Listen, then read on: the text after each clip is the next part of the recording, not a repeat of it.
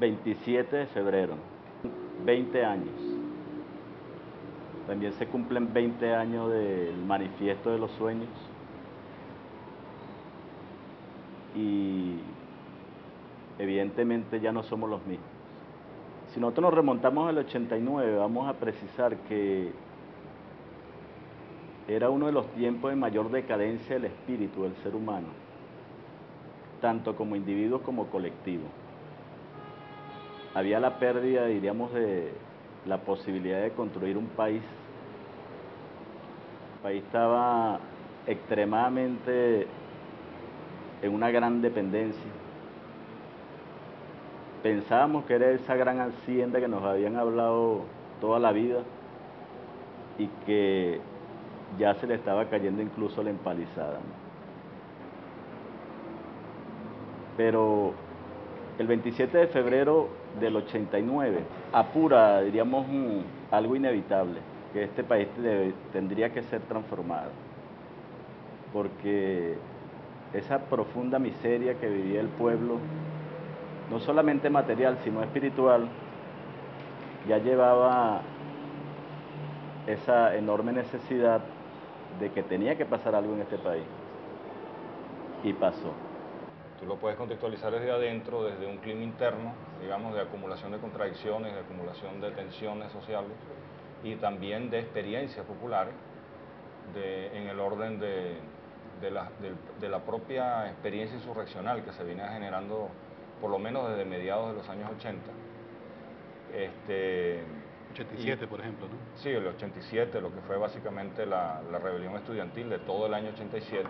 Ahí hay un listado de más o menos 70 estudiantes muertos a nivel nacional. Desde ese punto de vista nos da una salida lógica, pues, ¿no? ¿Qué pasó? Bueno, que las contradicciones fueron acumulándose, y bueno, un poder muy torpe, que estaba viendo más bien las cosas desde afuera, desde sus propios compromisos dentro del mercado internacional, dentro de las políticas internacionales en el cual Venezuela estaba obviamente absolutamente integrada.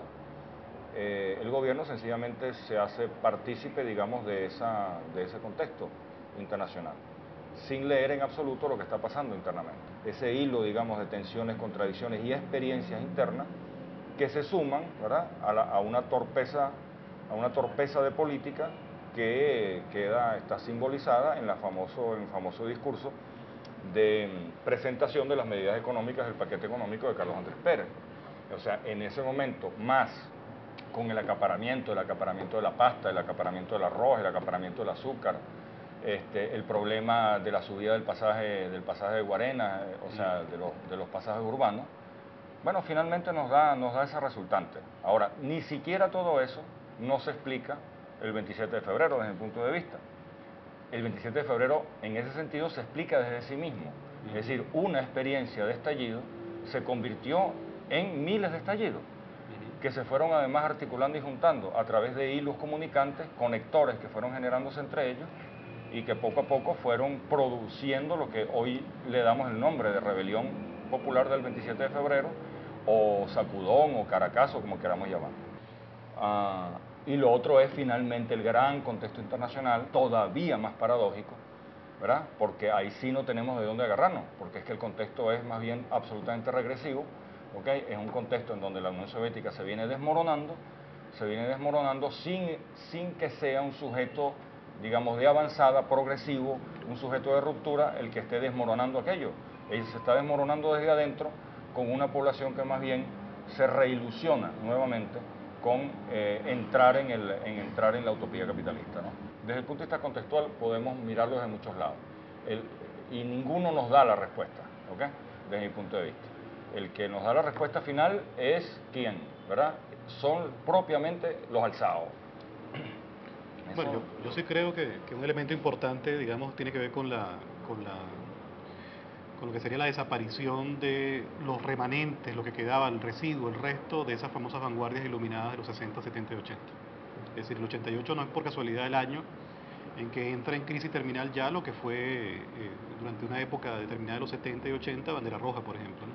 Comienza su disolución ya como organización revolucionaria, y eso quizás es una de las causas que favoreció desde el punto de vista de la radicalidad misma de la ruptura, que fue el Caracazo, favoreció pues que fuese una protesta efectivamente popular y efectivamente no condicionada por esos discursos, ¿no? Es decir, me parece que es un elemento muy importante desde el punto de vista político ver ese aspecto. Donde unos ven espontaneísmo y ven simplemente improvisación, me parece a mí que más bien lo que hay es, bueno, la inteligencia colectiva operando más allá de esas vanguardias autoproclamadas, ¿no? Y eso me parece una cosa muy importante porque efectivamente una de las cosas que se empieza a gestar a partir del 87 hacia adentro de las organizaciones de izquierda que todavía se proclamaban revolucionarias, es toda una pregunta, bueno, la vieja pregunta leninista, ¿qué hacer, no? El qué hacer frente a la posibilidad de que estuviéramos en una situación de conflictividad social en los próximos años, del 87 en adelante, ¿no? Y ahí comienza a surgir una serie de propuestas y bueno, cada vez más se fue perfilando, en el caso de Bandera Roja y otras organizaciones también que estaban en esa misma onda, una especie de pliegue, digamos, a la legalidad.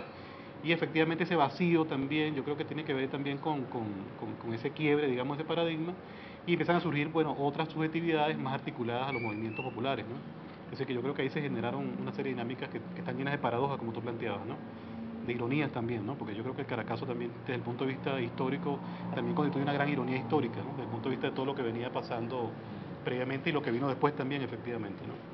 Entonces yo creo que eso también, y ahí el 87 es clave. Yo creo que el 87 es importante tanto por su carácter nacional como por algunas instancias de articulación entre lo estudiantil y lo popular, ¿no? Pensemos, por ejemplo, el caso de Mérida, hubo algunos casos también en el interior del país, creo que también en Barquisimeto, en algunos lugares ocurrieron efectivamente articulaciones más o menos estrechas entre la protesta popular y la protesta específicamente estudiantil. Entonces yo creo que allí se empieza a ver en germen lo que va a ser efectivamente el estallido del 27, ¿no? Donde efectivamente yo creo que allí se llega a un punto de quiebre con respecto a la vieja manera de hacer política, ¿no? Yo creo que allí el viejo liderazgo populista encarnado por Carlos Andrés Pérez pensaba que tenía todos los cables agarrados para poder efectivamente impulsar todo el paquete de medidas neoliberales, ¿no? Que el Caracazo sigue siendo un enigma político, ¿no?